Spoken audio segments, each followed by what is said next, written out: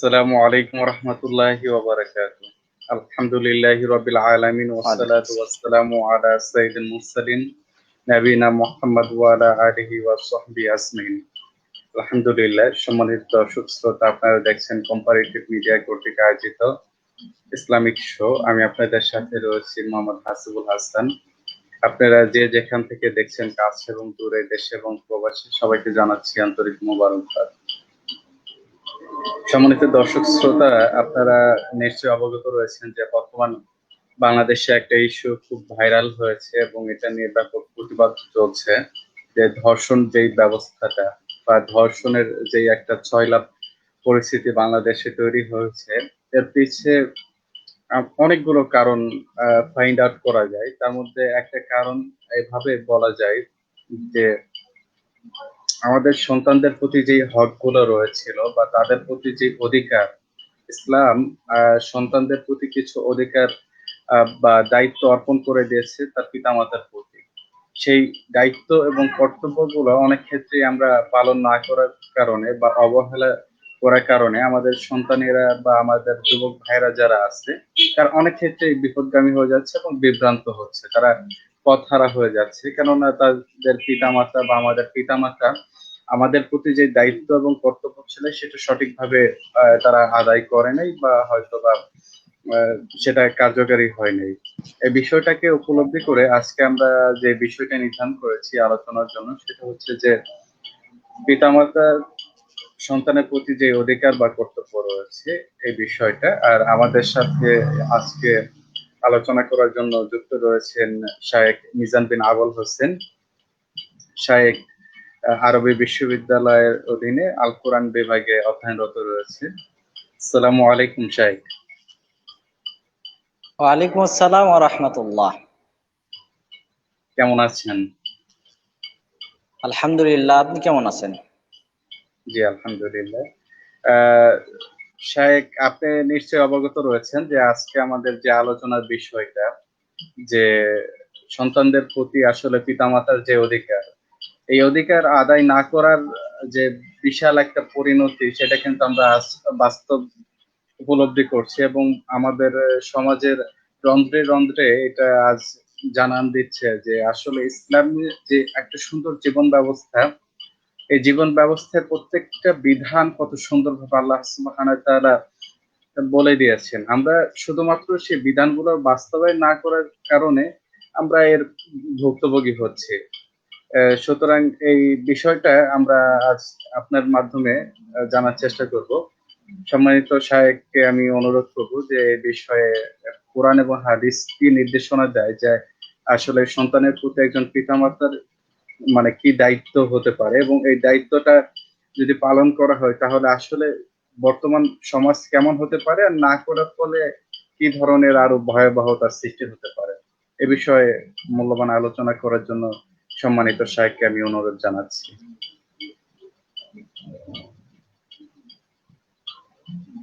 আসসালামু আলাইকুম ওয়া রাহমাতুল্লাহি ওয়া বারাকাতুহু। ইন্নাল হামদালিল্লাহি ওয়াহদা ওয়াস সালাতু ওয়াস সালামু আলা মান লা নাবিয়্যা বা'দা। ওয়া ক্বালা আল্লাহু তাআলা ফিল কুরআনিল কারীম, আউযু বিল্লাহি মিনাশ শাইতানির রাজীম। আল মালু ওয়াল বানুনা জিনাতুল হায়াতিদ দুনিয়া ইলাল আখিরিল আয়া। সমস্ত প্রশংসা, তারিফ, কৃতজ্ঞতা সে মহান রব্বুল আলামিনের জন্য, যে মহান রব্বুল আলামিন আমাদেরকে সুযোগ করে দিলেন এই অনলাইন চ্যানেলে এসে কোরআন এবং সহিহ সুন্নাহর কিছু কথা আলোচনা করার জন্য। সে মহান রব্বুল আলামিনের শাহী দরবারে আমরা কালিমাতু শুকরিয়া আদায় করি। সকলে আমার সঙ্গে পড়ুন আলহামদুলিল্লাহ। অতঃপর দরুদ ও তাসলিমাত বর্ষিত হোক বিশ্বের মানবতার মুক্তির দূত জনাবে মুহাম্মদুর রাসূলুল্লাহ সাল্লাল্লাহু আলাইহি ওয়াসাল্লাম।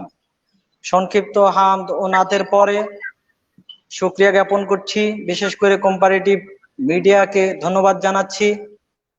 আরো সাথে সাথে ধন্যবাদ জানাচ্ছি সঞ্চালক ভাইকে। পাশাপাশি ধন্যবাদ জানাচ্ছি যারা আমাদেরকে দেখছেন, শুনছেন। সবাইকে ধন্যবাদ জানিয়ে আলোচ্য বিষয়ের উপরে কিছু গুরুত্বপূর্ণ তথ্যগুলো আলোচনার সুযোগ পাবো। ওয়ামা তাওফিকি ইল্লা বিল্লাহ, আলাইহি তাওয়াক্কালতু ওয়া ইলাইহি উনিব। আপনারা যারা আগে থেকেই আমাদের ভিডিওতে আছেন তারা অবশ্যই বিষয়টা জেনে নিয়েছেন।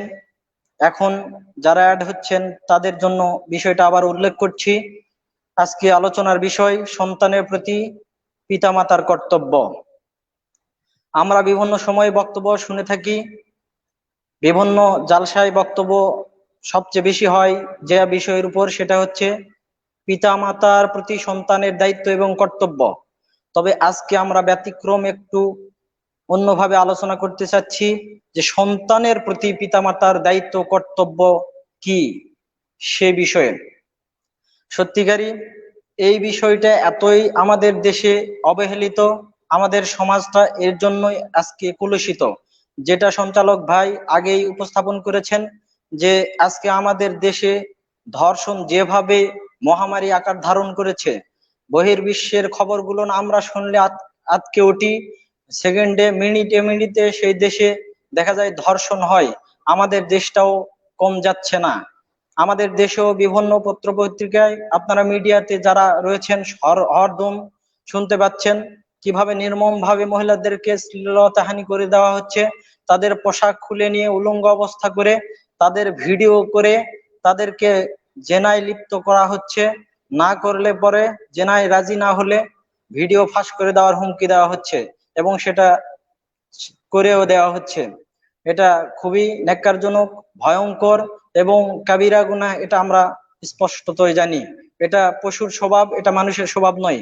যাই হোক, আমাদের বক্তব্যের বিষয় সন্তানের প্রতি পিতামাতার কর্তব্য কি। সত্যিকারই আজকে যদি আমাদের সমাজের সকল পিতামাতা তাদের দায়িত্ব এবং কর্তব্য পালন করত তাদের সন্তানের ব্যাপারে, তাহলে এরকম ভাবে কুলাঙ্গার, এরকম ভাবে পশু স্বভাবের সন্তানরা, পশু স্বভাবের যুবকরা ঘুরে বেড়াতো না। এভাবে মহিলাদেরকে উত্ত্যক্ত করতো না, মহিলাদের শ্লীলতাহানি করতো না, মহিলাদেরকে ইজ্জত নিত না, মহিলাদেরকে ধর্ষণ করতো না। সত্যিকারই আজকে আমরা ইসলামটা ভুলতে বসেছি।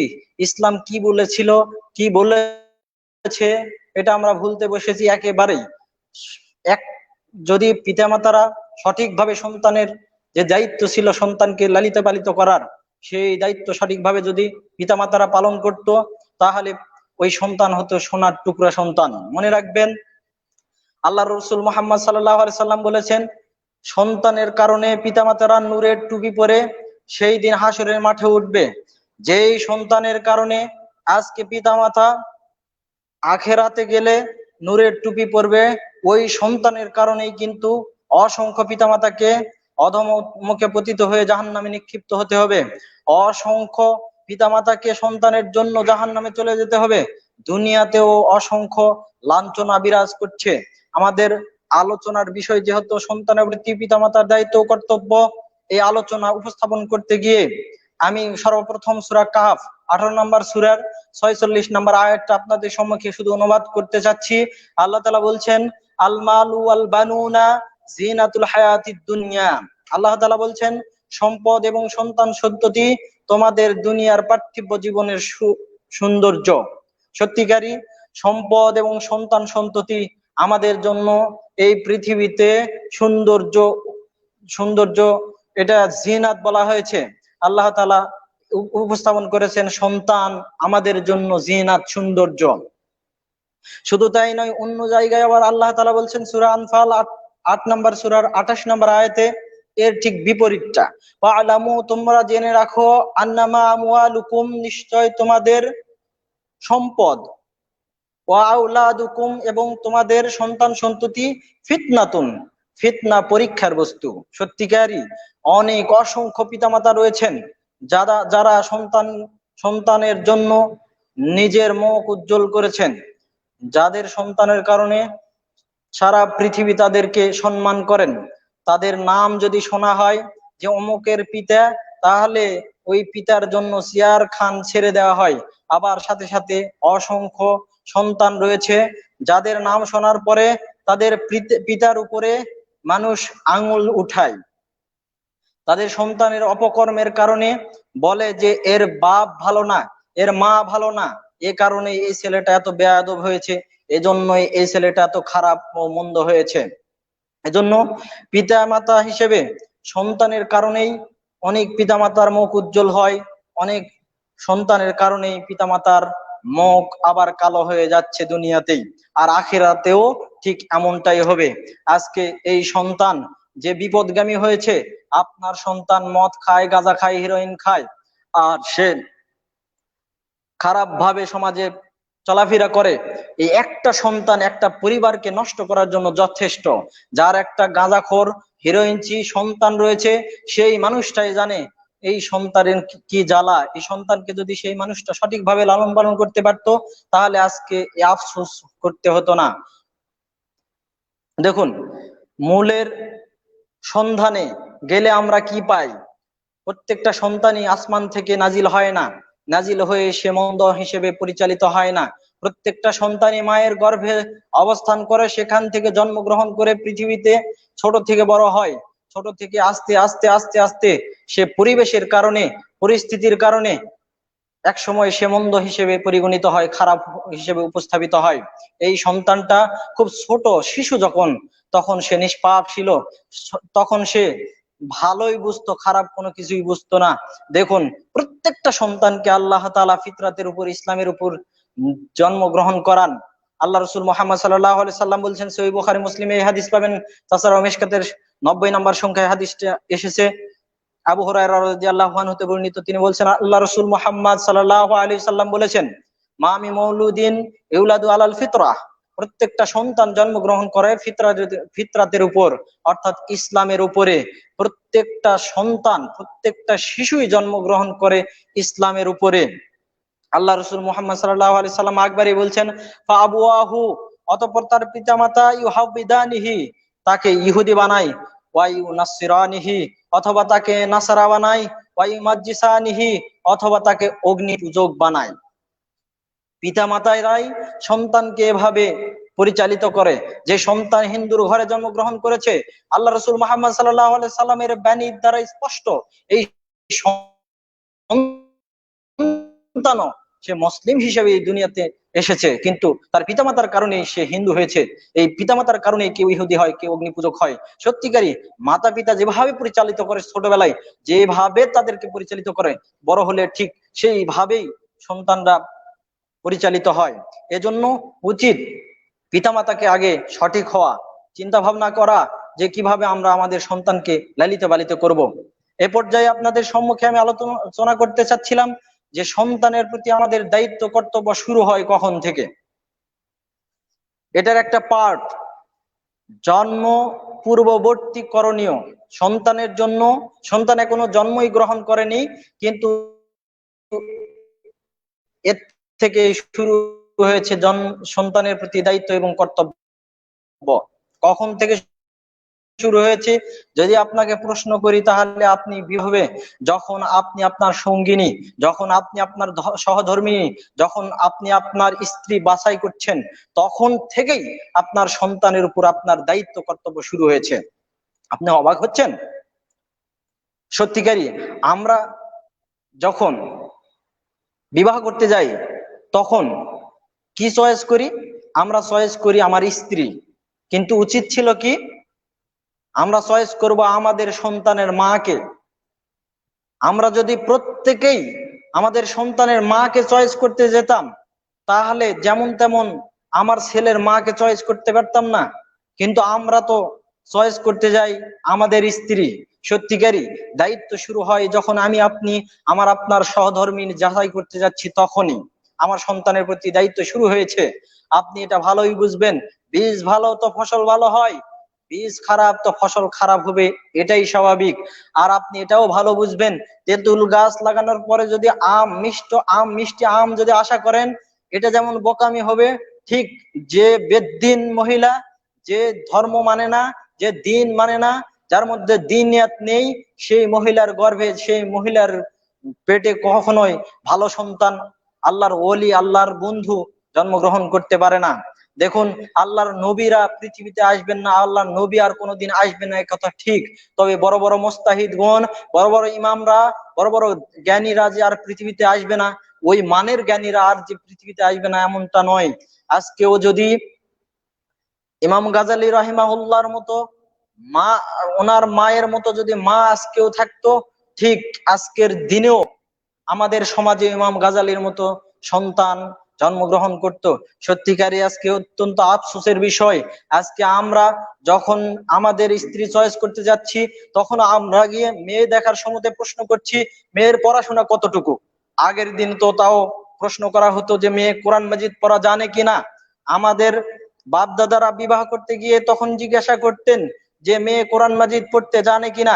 কিন্তু আজকে আমরা কোরআন মাজিদ পড়া জানে কিনা এই প্রশ্ন করতেও চাই না। আমরা বলি এই যুগে আবার কোরআন মাজিদের কি দরকার, এই সময় বড় বড় ডিগ্রি থাকলেই যথেষ্ট। যদিও নবী মুহাম্মদ সাল্লাল্লাহু আলাইহি সাল্লাম সহিহ বুখারী এবং মুসলিমে হাদিস পাবেন, তাছাড়া মিশকাতের 3082 নম্বর সংখ্যায় হাদিসটা এসেছে। আবু হুরায়রা রাদিয়াল্লাহু আনহু বলছেন, আল্লাহ রাসূল মুহাম্মদ সাল্লাল্লাহু আলাইহি সাল্লাম বলছেন, তুনকাহুল মারআতু লিআরবাইন, মহিলাদেরকে বিবাহ করা হয় চারটি বস্তু দেখে, চারটি বিষয় দেখে। লিমালিহা, এক নাম্বার তার সম্পদ দেখা হয়। ওয়ালি হাসাবিহা, এরপর তার বংশ মর্যাদা দেখা হয়। ওয়ালি জামালিহা, তার সৌন্দর্য দেখা হয়। ওয়ালি দীনিহা, আর তার দিন দেখা হয়, সে ধার্মিক কিনা, ধার্মিকা কিনা এটা দেখা হয়। এই চারটা বিষয় প্রত্যেকটা পুরুষ দেখে একটা মহিলা বিবাহ করতে গিয়ে।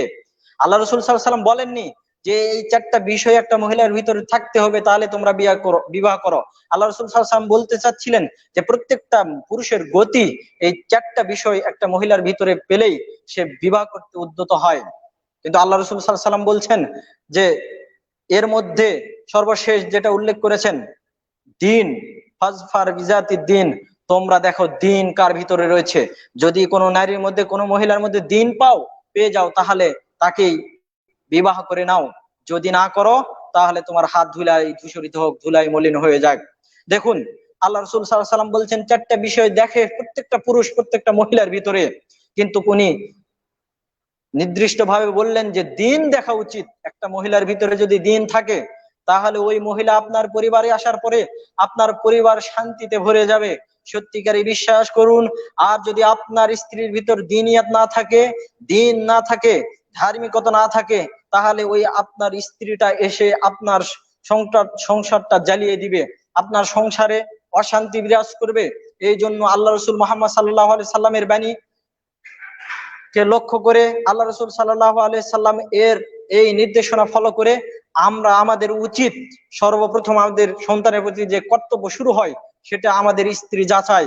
সেটা আমরা যাচাই করতে যাব আমাদের সন্তানের মাকে। আমরা কখনোই এভাবে চয়েস করব না যে খুবই সুন্দরী, তার ভিতরে দিনিয়াত নেই, এমন মেয়ে নিয়ে আসলে পরে আপনার সন্তান কুলাঙ্গার হবে, এতে কোনো সন্দেহ নেই। যেমন বললাম, তেঁতুল গাছ লাগিয়ে মিষ্ট আম আশা করা যায় না, ঠিক তদ্রূপ একটা বেদ্দিন মহিলার পেটে গর্ভে কখনোই দিন সম্পন্ন পুরুষ, দিন সম্পন্ন ছেলে, দিন সম্পন্ন মেয়ে জন্মগ্রহণ করতে পারে না, এতে কোনো সন্দেহের অবকাশ নেই। আসুন, আল্লাহ রাসূল সাল্লাল্লাহু আলাইহি ওয়াসাল্লাম মহিলাদের ব্যাপারে বলেছেন একজন দিন সম্পন্ন মহিলা কত মূল্যবান। আল্লাহ রাসূল মুহাম্মদ সাল্লাল্লাহু আলাইহি ওয়াসাল্লাম বলছেন, ইন্নাদ দুনিয়া কুল্লাহা মাতাউন। আল্লাহ রাসূল সাল্লাল্লাহু আলাইহি ওয়াসাল্লাম বলছেন, নিশ্চয় পুরা পৃথিবী হচ্ছে ধন সম্পদের ভান্ডার।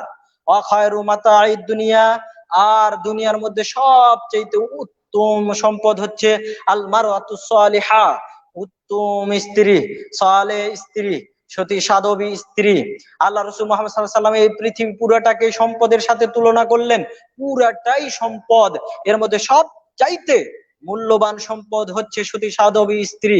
আপনার যদি ঘরে সতী সাধবী স্ত্রী থাকে, আল্লাহ রাসূল মুহাম্মদ সাল্লাল্লাহু আলাইহি সাল্লামের ভাষায় প্রমাণিত, আপনি পৃথিবীতে সব চাইতে ধনী মানুষ হতে পারেন। আপনার ঘর বাড়ি হতে পারে টিনের ছাউনি দিয়ে, আপনার ঘর হতে পারে বেড়ার ছাউনি দিয়ে, কিন্তু আল্লাহ রাসূল মুহাম্মদ সাল্লাল্লাহু আলাইহি সাল্লামের ভাষা প্রমাণ করে যে পৃথিবীতে আপনি সব চাইতে বেশি ধনী।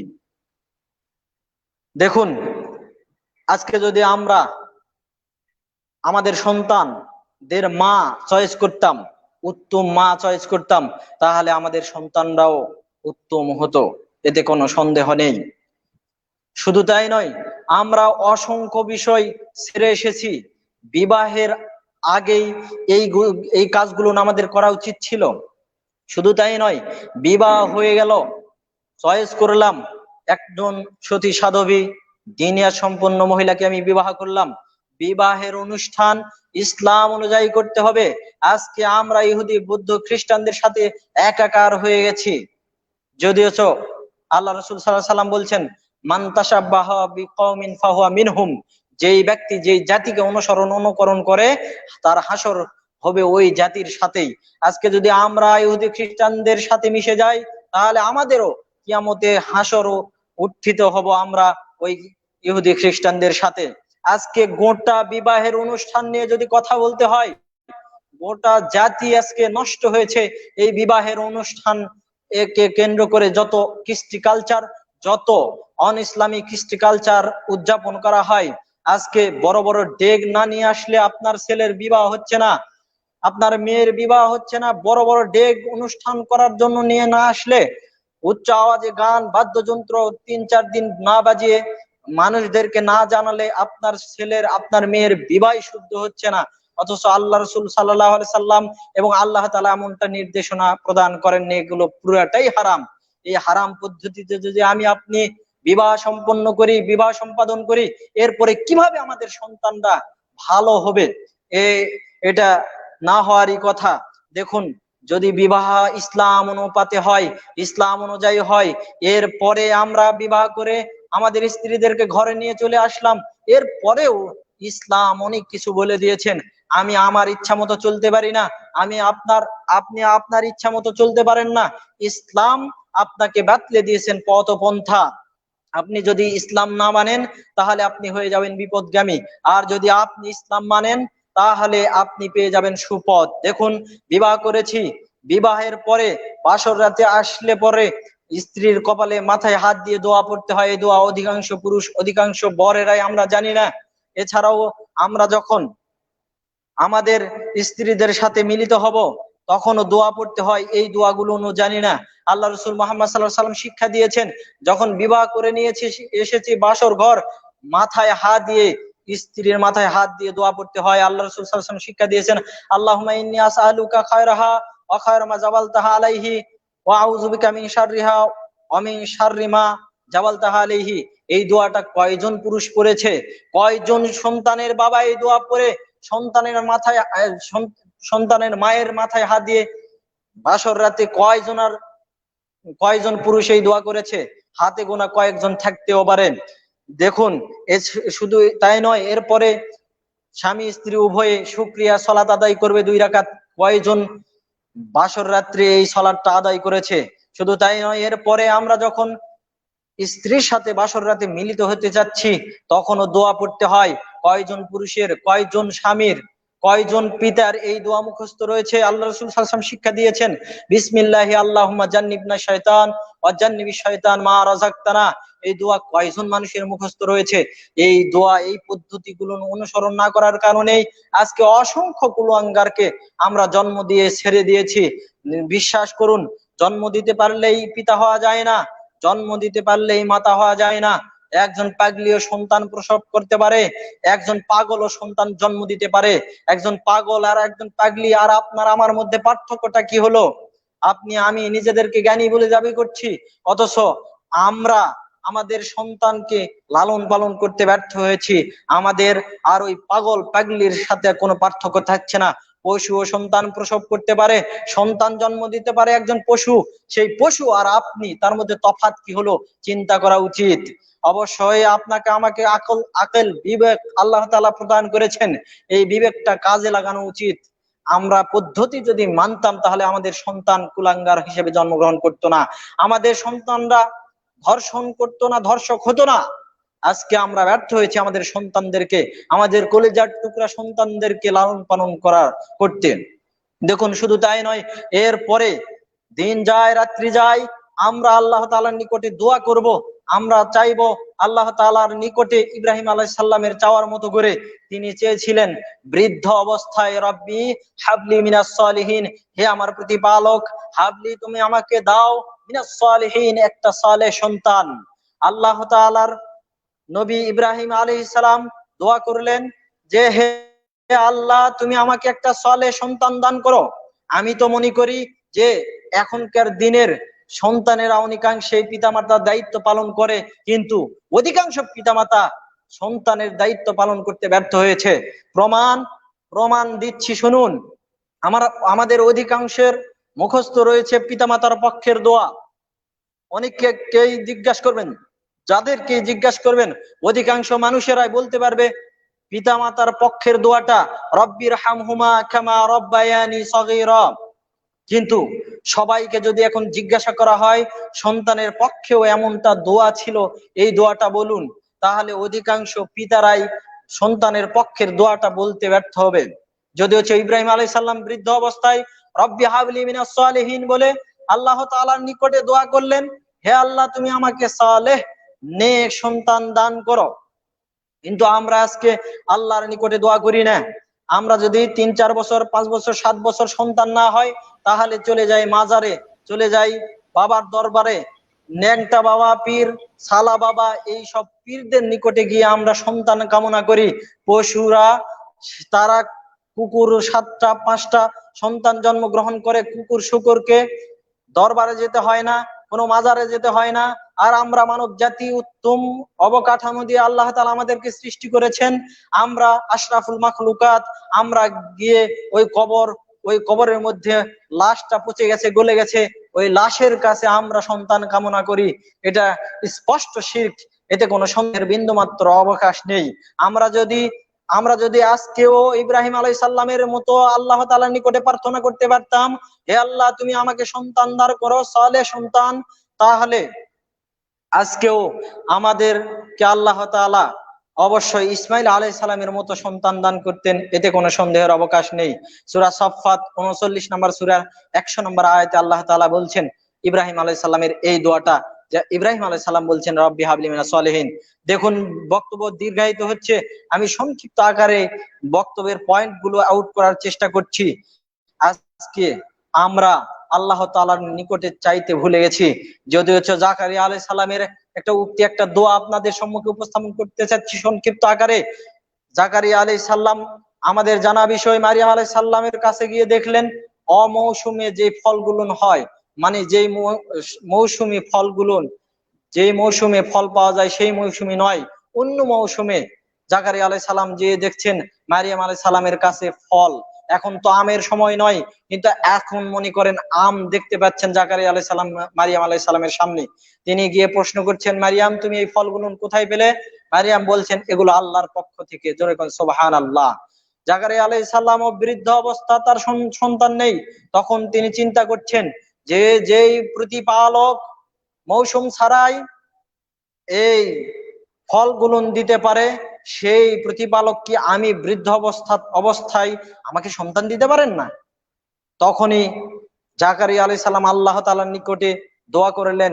হুনালিকা, তখনই জাকারিয়া দোয়া করলেন আলাইহিস সালাম রব্বাহু, তার প্রতিপালকের নিকটে, কলা, হে আমার প্রতিপালক, রব্বি হাবলি, হে আমার প্রতিপালক তুমি আমাকে দান করো, মিল্লাদুনকা যুররিয়াতান তাইয়্যিবাহ, তুমি আমাকে একটা তাইয়্যিব সন্তান দান করো। হে আমার প্রতিপালক তুমি আমাকে উত্তম সন্তান দান করো, ইন্নাকা সামিউদ দুআ, নিশ্চয় তুমি দোয়া শ্রবণকারী। দেখুন জাকারিয়া আলাইহিস সালাম বৃদ্ধ অবস্থায় আল্লাহ তাআলার নিকটে দোয়া করলেন, এই দোয়াগুলোর ফল প্রকাশ পাবে একটু পরে। আপনাদের সম্মুখে আমি ফল প্রকাশ করব ইনশাআল্লাহ। এর আগে একটা হাদিস আপনাদের সম্মুখে সংক্ষিপ্ত আকারে অনুবাদ করছি। আল্লাহ রাসূল মুহাম্মদ সাল্লাল্লাহু আলাইহি সাল্লাম বলছেন, মুস্তাদরাক হাকিম 6303 নম্বর সংখ্যায় হাদিসটা এসেছে। আল্লাহ রাসূল সাল্লাল্লাহু আলাইহি ওয়াসাল্লাম বলছেন, ইজা সাআলতা ফাসআলিল্লাহ, যখন তুমি কোনো কিছু চাও তখন আল্লাহ তাআলার নিকটে চাও।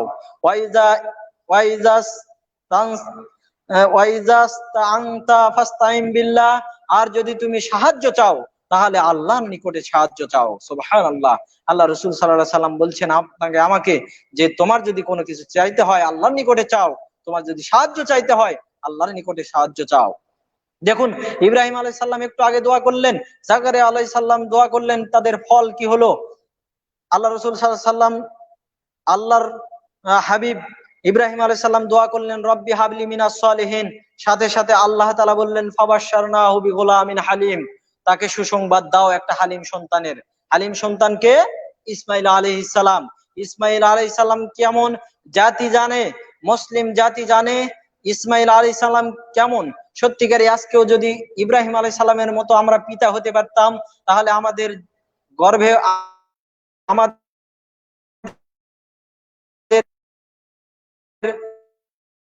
বাড়িতেও ইসমাইল আলাইহিস সালামকে সুসংবাদ দেওয়া হলো একজন সন্তানের। আল্লাহ তাআলা তার নাম সহকারে সেই সন্তানকে দান করলেন, ইসমুহু ইয়াহইয়া, তার নাম হচ্ছে ইয়াহইয়া। জাকারিয়া আলাইহিস সালামকে আল্লাহ তাআলা সন্তান দান করলেন, তার নাম হচ্ছে ইয়াহইয়া। আজকের দিনেও যদি আমরা কায়মন বাক্যে আল্লাহ তাআলার নিকটে সঠিকভাবে সালেহ সন্তান কামনা করতে পারি, আল্লাহ তাআলা এখনো রয়েছেন। আল্লাহ তাআলা আমাদেরকেও আল্লাহর নবীদেরকে যে সন্তানগুলো দিয়েছেন, আজকে আমাকে আপনাদেরকেও সেই সন্তান দিতে পারেন, এতে কোনো সন্দেহ নেই। আল্লাহ রয়েছে ধনভাণ্ডার। দেখুন, জন্মর পরবর্তী কিছু করণীয় সংক্ষিপ্ত আকারে শুধু পয়েন্ট বলছি, এই কাজগুলো অধিকাংশ পিতামাতারা করেনি, তাই তো আমাদের সন্তানরা আজকে আমাদের কথা শোনে না। তাহানিক করাতে হতো এবং সুন্দর নাম রাখতে হতো। সর্বপ্রথম আমার আপনার সন্তান জন্মগ্রহণ করলো, ভূমিষ্ঠ হলো, দুনিয়াতে আসলো, সাথে সাথে আজান দিতে হতো, এরপরে তাহানিক করাতে হতো। তাহানিক শব্দটা আপনাদের কাছে অনেকের কাছে নতুন হতে পারে, নতুন লাগতে পারে। তাহানিক মানে আপনার সন্তানটা ভূমিষ্ঠ হওয়ার সাথে সাথে আপনি যাকে নেককার আলেম মনে করছেন, জ্ঞানী, যিনি সঠিক আলেম মনে করছেন, তার নিকটে নিয়ে যান। গিয়ে তার নিকটে গিয়ে সেই আলেমটা একটা খেজুর চিবিয়ে তাহানিক করাবে, বাচ্চার মুখে দিবে আর বাচ্চার জন্য দোয়া করবে। এটা করানো উচিত ছিল। তাহানিক কয়টা শিশুর করা হয়েছে? ধর্ষক হবে না কি হবে আমাদের সন্তান? আজকে যদি আপনার সন্তানকে তাহানিক করানো হতো, আলিমের কাছে নিয়ে গিয়ে দোয়া পড়ানো হতো, তাহলে আপনার সন্তান কখনোই কোশ্চিন কালেও ধর্ষক হতো না, এতে কোনো সন্দেহের বিন্দু মাত্র অবকাশ নেই। আজকে আপনার সন্তানকে আমরা সঠিকভাবে লালন পালন করতে ব্যর্থ হয়েছি বিধায় আমার আপনার সন্তান আজকে বেলের লাপনা করছে, ধর্ষণ করছে, আজকে জেনা ব্যভিচার করছে, মদ খাচ্ছে, ইয়াবা খাচ্ছে, খুন খারাপি করছে, ডাকাতি করছে। দেখুন, শুধু তাই নয়, আমার আপনার সন্তানের নাম রাখতে হতো, 7 দিন পরে সন্তানের নাম রাখতে হয়, আকিকা করতে হয়। এই কাজগুলো আমরা করতে ব্যর্থ হয়েছি। আমরা তো আমাদের সন্তানের নাম রাখতেও পারি না। আমরা কারো নাম রেখেছি বুলেট, কারো নাম রেখেছি আগুন, কারো নাম রেখেছি তুফান। আমাদের সন্তান কিভাবে ভালো সন্তান হতে পারে বলেন? আজকে আমাদেরকে অনেকেই ফোন করে বলে, হুজুর একটা নাম দেন, আমার সন্তানের নাম দেন। যখন আমরা কোরআন এবং সহিহ সুন্নাহ থেকে নাম বের করে দেই, তখন বলে এগুলো নাম তো অনেক পুরাতন, এখন নতুন নাম দেন। নতুন নাম তাদের কাছে কি? এমন এমন শব্দ, যেই শব্দ কোনোদিন অর্থ নেই, যেই শব্দ কোনোদিন কেউ শোনেও নি, এমন শব্দ যদি তাদেরকে বলা হয়, তাহলে তারা খুব খুশি হয় যে হ্যাঁ হ্যাঁ হুজুর, এইরকম একটা নাম প্রয়োজন। কিন্তু আল্লাহ রসুল সাল্লাল্লাহু আলাইহি সাল্লামের দেওয়া নাম, আল্লাহর পছন্দনীয় নাম আব্দুল্লাহ, আব্দুর রহমান, তাদের চয়েস হয় না, তাদের ভালো লাগে না। শুনলে পরে এই নামগুলো অনেক পুরাতন হয়েছে, নতুন নাম দেন। আজকে নামের প্রভাব পড়ে মানুষের উপরে। যাকে বারবার তুফান বলে ডাকা হচ্ছে, তার চরিত্রটাই তুফানের মতো। যাকে আগুন বলে ডাকা হচ্ছে, যাকে বুলেট বলে ডাকা হচ্ছে, তার নামটাও বুলেটের মতো, তাদের কাজও বুলেটের মতো, তাদের কাজও আগুনের মতো। সন্তানের নাম রেখেছেন আগুন, সে আগুন জ্বালিয়ে আপনার সংসার, আপনার পরিবার, এই গোটা জাতি, গোটা পৃথিবী জ্বালিয়ে দিবে, এতে কোনো সন্দেহের অবকাশ নেই। যদিও আল্লাহ তাআলার নিকটে 2টা পছন্দনীয় নাম ছিল, যেই 2টা নাম আমাদের আজকে পছন্দ হয় না, চয়েস হয় না। আল্লাহ রসুল মুহাম্মদ সাল্লাল্লাহু আলাইহি সাল্লাম বলছেন, মিশকাত 4752 নম্বর হাদিস, ইন্না হাব্বা আসমাইকুম, তোমাদের মধ্যে পছন্দনীয় নাম ইলাল্লাহি তাআলা, আল্লাহ তাআলার নিকটে, আব্দুল্লাহ। 1 নম্বর আব্দুল্লাহ। আব্দুল্লাহ শব্দের অর্থ হচ্ছে আল্লাহর দাস, আল্লাহর গোলাম, আল্লাহর বান্দা। ও আব্দুর রহমান, রহমানের দাস, রহমানের বান্দা। এই 2টা নাম আল্লাহ তাআলার নিকটে খুবই প্রিয়। কিন্তু আমরা কয়জন এই 2টা নামকে চয়েস করি? কয়জন এই 2টা নামকে চয়েস করি? আপনার সন্তানের নামটা রাখতে বললে বলবেন, আমাদের পাড়ায়, আমাদের মহল্লায় অসংখ্য আব্দুর রহমান আছে, আব্দুল্লাহ আছে, আবার এটা পুরাতন নাম। নাউজুবিল্লাহ। এই ভালো নামগুলো আমাদের রাখা উচিত। এছাড়া 7 দিনে, 7ম দিনে আকীকা করা উচিত ছিল। আজকে এই সন্তানটা আপনার স্ত্রীর গর্ভে এসেছে প্রায় 9-10 মাস আগে, 9-10 মাস আগে থেকে আবার আপনার প্রস্তুতি গ্রহণ করা উচিত ছিল। যে আমার সন্তান হবে, সে ছেলে হলে 2টা খাসি আকিকা করতে হবে, আর মেয়ে হলে একটা আকিকা করতে হবে। প্রস্তুতি আরো 10 মাস আগে থেকে আপনাকে নেওয়া উচিত ছিল। আপনি সপ্তম দিনে আকিকা করতে ব্যর্থ হলেন। যদিও এটা সুন্নাহ, এটা করতে হতো। আমি আল্লাহ তাআলার নবী মুহাম্মদ সাল্লাল্লাহু আলাইহি সাল্লামের আদেশ নিষেধ লঙ্ঘন করে ভালো সন্তান কামনা করছি, এটা কখনোই হতে পারে না। এটা কখনোই আশা করা যায় না। সন্তান ছেলে হলে 2টা, মেয়ে হলে একটা আকিকা করতে হয়। যদি আপনি গরিব হয়ে থাকেন, আপনি সামর্থ্য যদি না থাকে, তাহলে ছেলে হলেও একটা দিলেও যথেষ্ট হবে ইনশাআল্লাহ। কিন্তু আমরা আকিকাই করি না, তাহলে কেমন হলো? শুধু তাই নয়, এরপরে সন্তানকে আমরা ছোট থেকে বড় হচ্ছে, তাদেরকে সুন্দরভাবে লালন পালন করার জন্য আমরা নিজেরা আগে ভালো হব।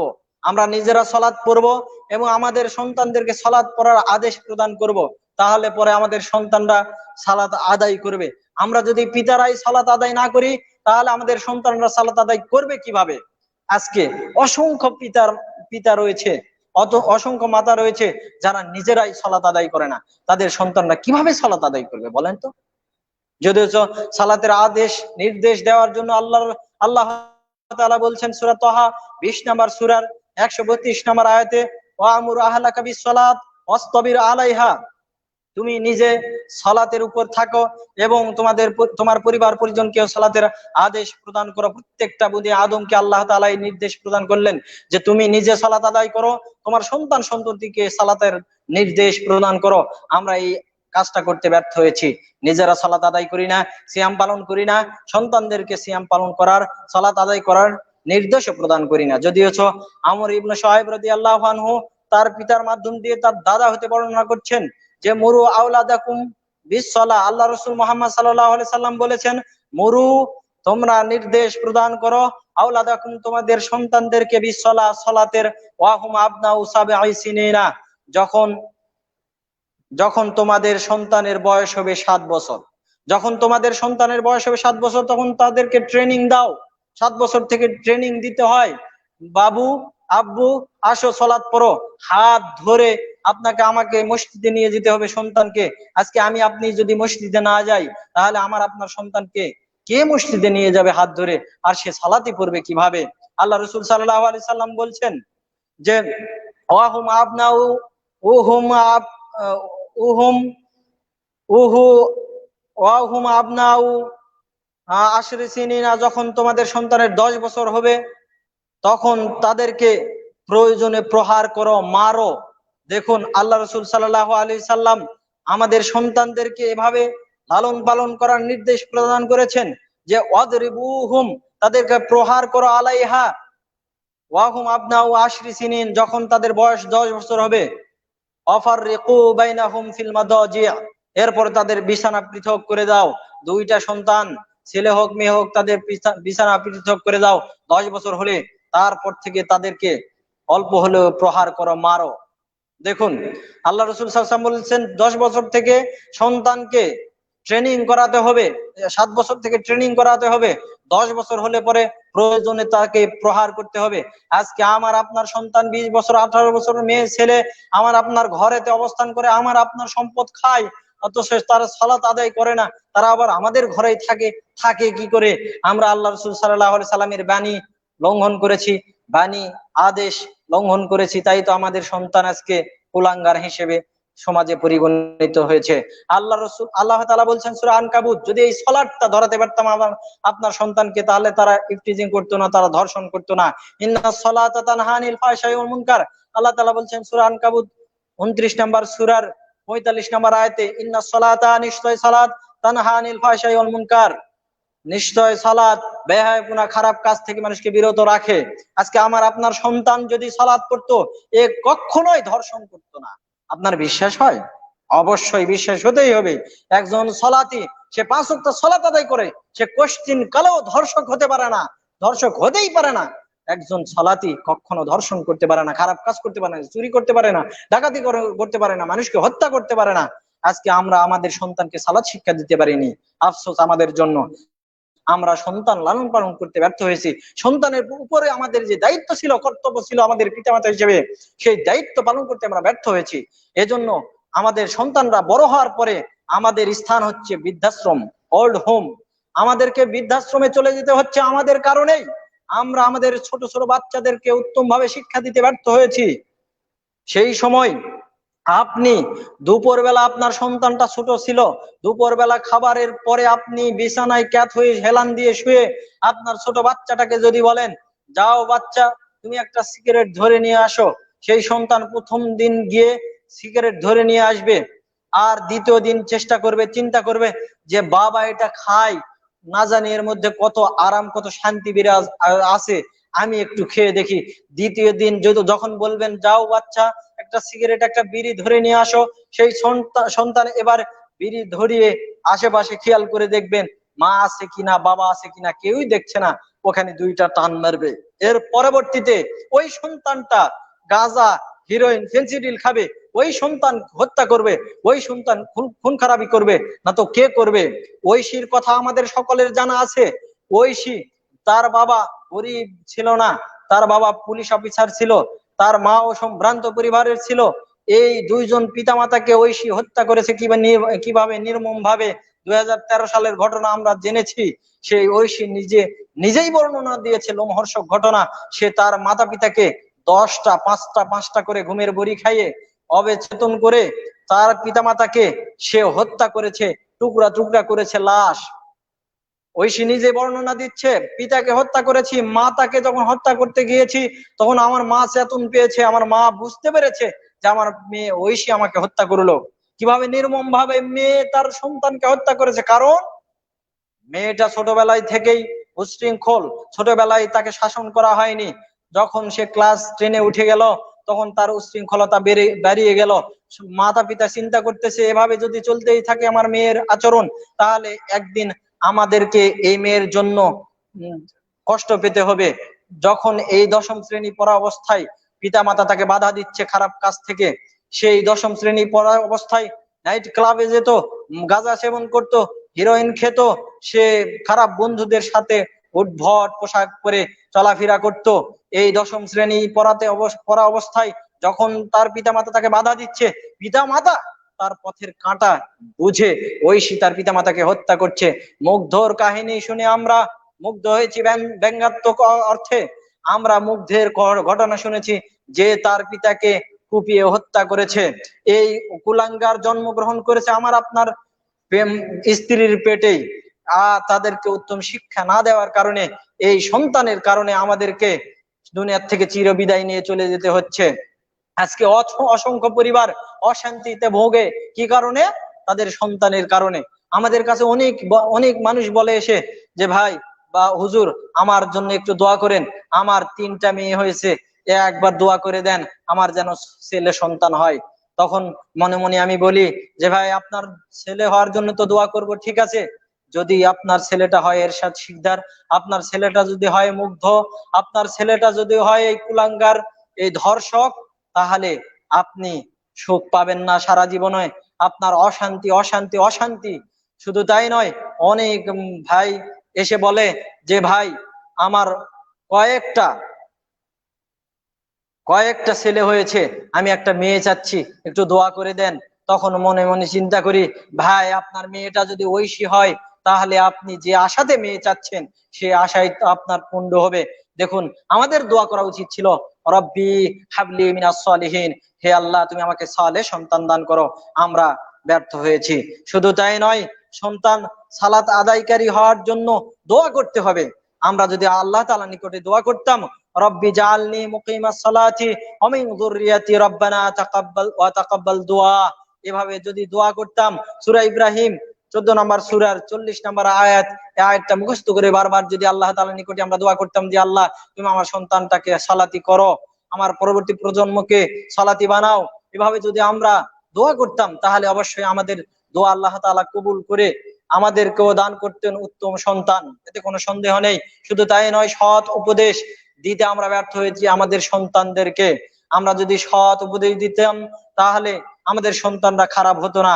আল্লাহ তাআলা বলছেন সূরা জারিয়াত 51 নম্বর সূরার 55 নম্বর আয়াতে, ওয়াদাক্কির, হে মুহাম্মদ আপনি উপদেশ দিন, ফাইন্নাদ যিকরা, নিশ্চয় এই উপদেশ তানফাউল মুমিনিন, মুমিনদের জন্য উপকার বয়ে নিয়ে আসবে। আজকে যদি আমাদের সন্তানদেরকে আমরা উপদেশ দিতাম, বারবার খারাপ কাজ থেকে বিরত থাকার জন্য নির্দেশ দিতাম, তাহলে আমাদের সন্তান খারাপ পথে যেত না। আমরা অনেক সময় এমন দেখা যায় যে সন্তান কাউকে মেরে চলে এসেছে, শুনলে পরে বলি আরো 2 গায়ে দিয়ে আসতে পারলি না, আরো 2টা মেরে আসতে পারলি না। এতে কি আমাদের সন্তানরা বেয়াদব হবে না? আমাদের সন্তানরা খারাপ হবে না? আমরা পিতামাতারাই আমাদের সন্তানকে খারাপ করার জন্য যাই, এতে কোনো সন্দেহ নেই। শুধু তাই নয়, শুনুন,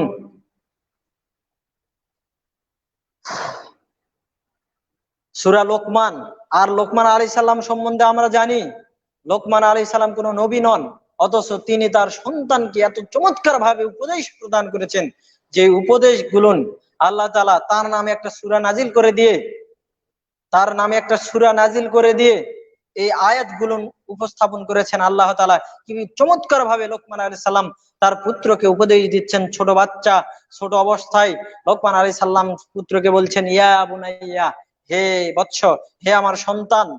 সূরা লোকমান 31 নম্বর সূরার 13 নম্বর আয়াতে আল্লাহ তাআলা বলছেন লোকমান আলাইহিস সালাম তার সন্তানকে বলছেন যে, ইয়া বুনাইয়া লা তুশরিক বিল্লাহ, হে সন্তান, তুমি আল্লাহর সাথে শিরিক করো না।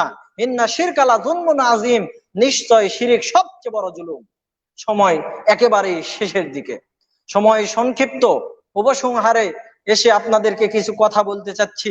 এ মর্মে যে লোকমান আলাইহিস সালাম কত উত্তম ভাবে তার সন্তানকে কাছে ডেকে চমৎকার ভাবে উপদেশ দিচ্ছেন যে, হে বৎস, হে আমার সন্তান, তুমি আল্লাহর সাথে কাউকে শিরিক করো না।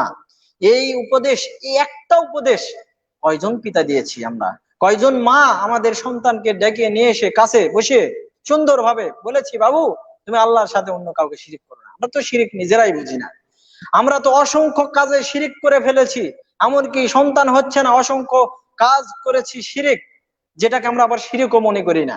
আল্লাহু আকবার, আস্তাগফিরুল্লাহ। আর কিভাবে আমাদের সন্তানদেরকে আমরা শিরিকের ব্যাপারে উপদেশ দিব যে তোমরা শিরিক থেকে বিরত থাকো? আমাদের উচিত ছিল এই কাজগুলো করার। যদি আমরা এই কাজগুলো করতাম, তাহলে আজকে আমাদের সন্তানরা আমাদের মুখ উজ্জ্বল করত। আজকে যদি এমনও সন্তান আছে, তার নাম শুনলে পরে, তার নাম শুনলে তার বাবা মার জন্য মানুষ চেয়ার ছাড়িয়ে দিয়ে দাঁড়িয়ে যায়, সম্মান প্রদর্শন করে, বলে আপনি অমুকের ছেলে। অথচ অনেক ছেলে, অনেক মেয়ে রয়েছে যারা তাদের তাদের ব্যাপারে পরিচয় দেয় না পিতামাতা হিসেবে। পিতামাতা হিসেবে তারা বলতেও লজ্জাবোধ করে যে আমি অমুকের পিতা, অমুকের মাতা। নাউজুবিল্লাহ। এটা আমাদের কারণেই হয়েছে। ভালো কাজের আদেশ ও মন্দ কাজের সুফল, মন্দ কাজ থেকে বিরত থাকার যে সুফল, সেগুলো সন্তানদেরকে আমাদের বলা উচিত ছিল। লাস্ট একটা পয়েন্ট বলতে চাচ্ছি, আমাদের সন্তানরা কাকে বন্ধু হিসেবে কবুল করেছে, কাকে বন্ধু হিসেবে গ্রহণ করেছে, এটা আমাদের খেয়াল করা উচিত ছিল। আজকে আমরা আমাদের সন্তানকে বাড়ির থেকে বের হতে দিচ্ছি না, খুব ভালো কথা, খুব ভালো বিষয়, কিন্তু অ্যান্ড্রয়েড সেট আমার সন্তানের হাতের মধ্যে ঢুকিয়ে দিয়েছি। অসংখ্য ছেলে মেয়ে ক্লাস 8-এ পড়ে, ক্লাস 8-এর বাচ্চা, 16-17 বছর বয়স, এই বয়সে সে অ্যান্ড্রয়েড সেট ব্যবহার করে। তাকে তো আমি নষ্ট করেছি পিতা হিসেবে, তাকে তো আমরাই নষ্ট করেছি পিতামাতা হিসেবে। 14 বছর, 16 বছর, 17 বছরের ছেলে মেয়েকে যখন অ্যান্ড্রয়েড সেট দিয়ে ঘরের ভিতরে রেখে দিয়েছি, মনে করতেছি আমার বাচ্চাটা বাইরে গিয়ে খারাপ ছেলেদের সাথে মিশে না। বিশ্বাস করুন, আপনার ওই ছেলেটা, ওই মেয়েটা ঘরের মধ্যে অবস্থান করে না, ওই মেয়েটা, ওই ছেলেটা সারা পৃথিবী ঘুরে বেড়ায় অ্যান্ড্রয়েড সেটের মাধ্যম দিয়ে, অসংখ্য শয়তানের সাথে চ্যাট করে ওই অ্যান্ড্রয়েড সেটের মাধ্যম দিয়ে। এখন তো কিশোর গ্যাং তৈরি হয়েছে।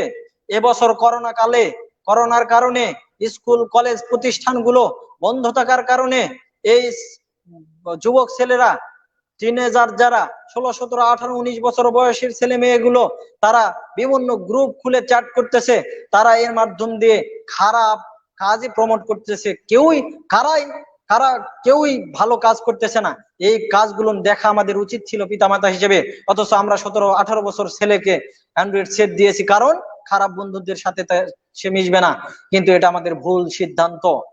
আমাদের এটাও চিন্তা করা উচিত, সে যেন কয়জন বন্ধুর সাথে ঘুরতেছে, কয়জন বন্ধুর সাথে সম্পর্ক রেখেছে, তারা কেমন। আল্লাহ রাসূল সাল্লাল্লাহু আলাইহি ওয়াসাল্লাম মিসাল দিয়েছেন, উদাহরণ দিয়েছেন উত্তম সঙ্গী, উত্তম বন্ধুর। উত্তম বন্ধু কার মতো? আতরওয়ালার মতো। আপনি যদি কোনো আতরওয়ালার সাথে থাকেন, তার কাছে গিয়ে যদি 20 টাকার আতর নাও কিনেন, তো আপনার বন্ধু আতর বিক্রি করবে। আতর বিক্রি করতে আতরের শিশি যখন খুলবে, তখন সেখান থেকে উত্তম ঘ্রাণ, সুগন্ধি বের হবে। সেই উত্তম সুগন্ধি আপনি পাবেন। আল্লাহ রাসূল সাল্লাল্লাহু আলাইহি ওয়াসাল্লাম বলছেন উত্তম সঙ্গীর উদাহরণ এমন। আবার খারাপ সঙ্গীর, খারাপ বন্ধুর উদাহরণ কেমন?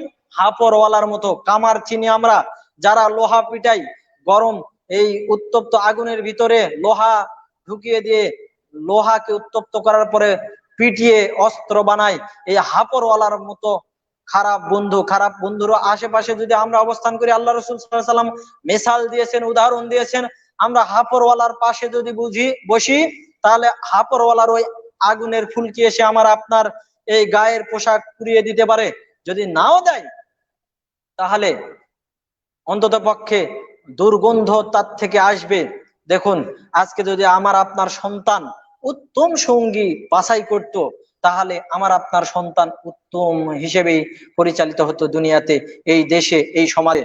কিন্তু আমার আপনার সন্তানের 10টা বন্ধু আছে, আমরা খোঁজই নেই না, জানিও না তারা কেমন।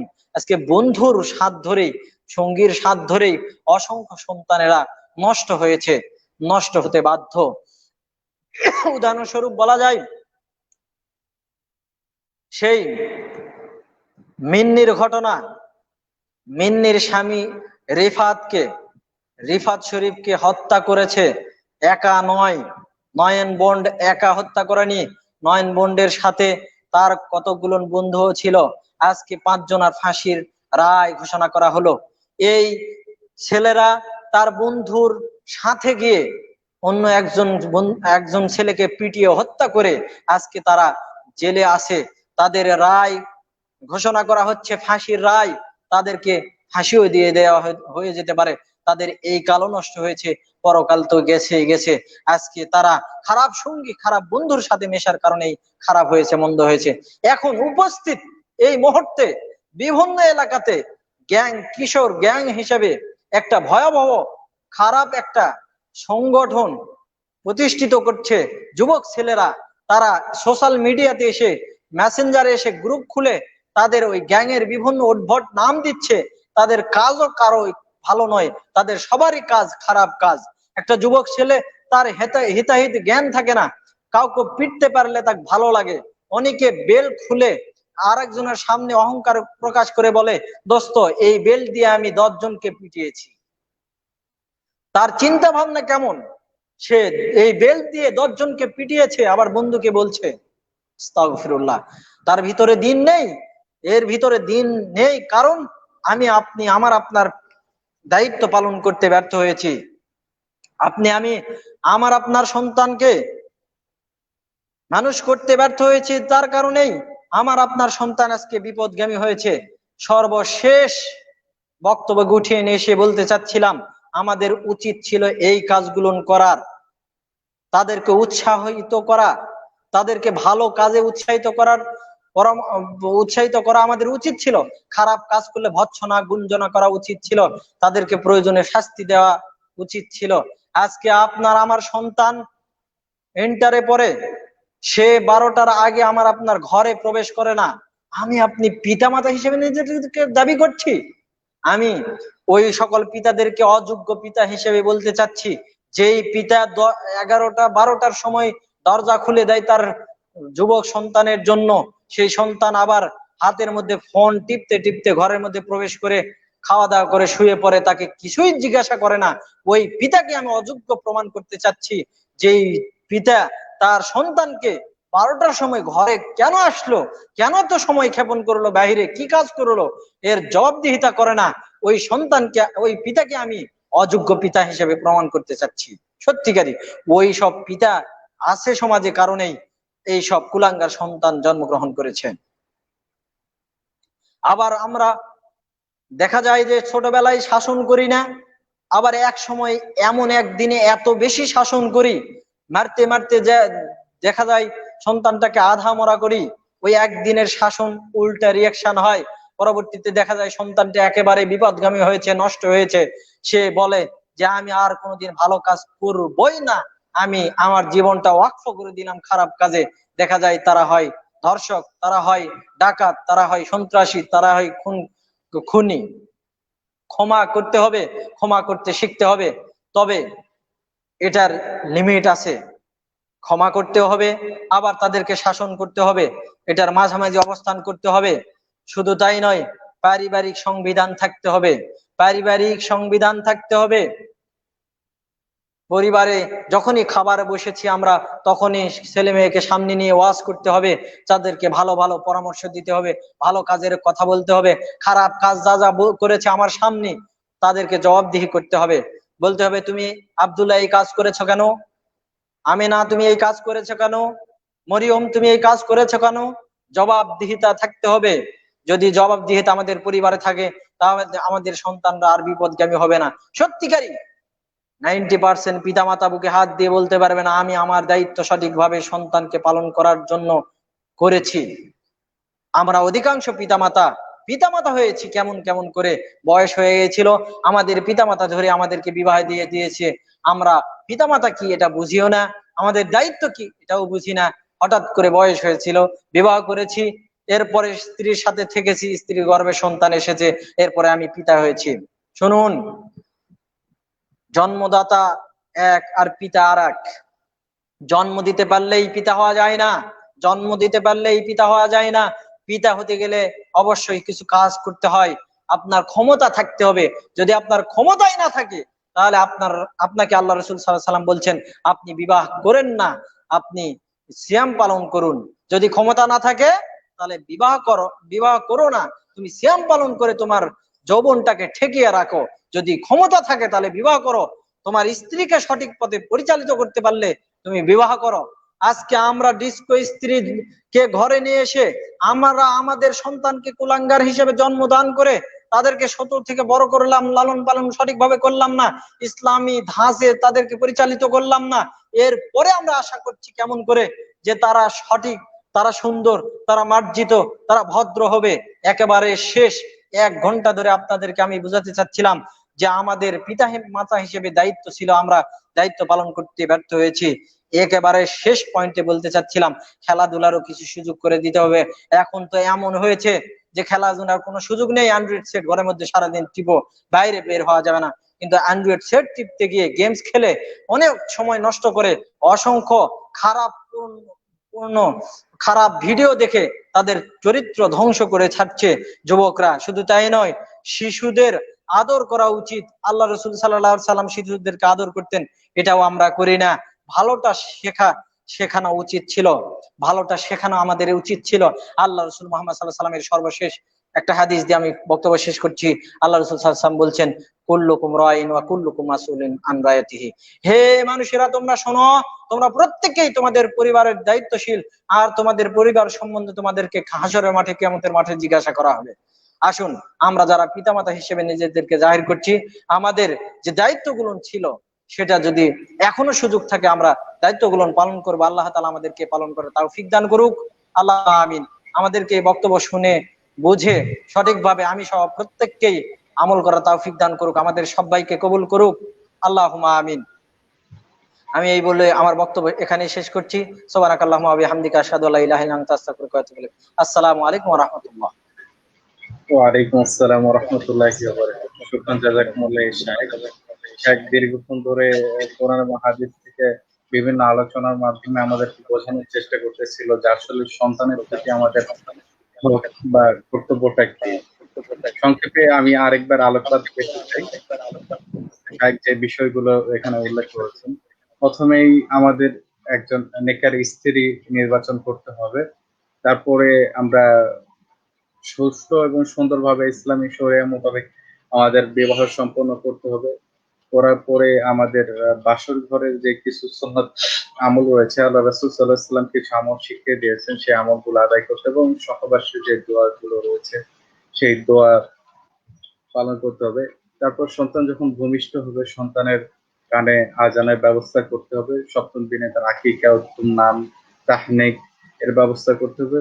তারপরে যখন তার 7 বছর উপনীত হবে তখন থেকে তার সালাতের ব্যবস্থা করতে হবে, সাথে করে মসজিদে নিয়ে যেতে হবে, তাকে কোরআন এবং হাদিসের জ্ঞানান্বিত করতে হবে এবং নৈতিক যে আদর্শ, যখন কোরআন এবং হাদিসের জ্ঞান শিক্ষা দেবে তখন স্বাভাবিকভাবে নৈতিক আদর্শগুলো চলে আসবে।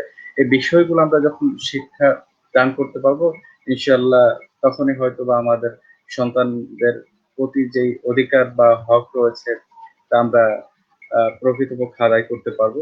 আল্লাহ সুবহানাহু ওয়া তাআলা আমাদের সবাইকে তৌফিক দান করুক যেন সন্তানদের প্রতি যেই দায়িত্ব এবং কর্তব্যগুলো রয়েছে সমস্ত পিতামাতা যেন সঠিক এবং সুষ্ঠুভাবে সেই দায়িত্ব এবং কর্তব্যগুলো পালন করতে পারে।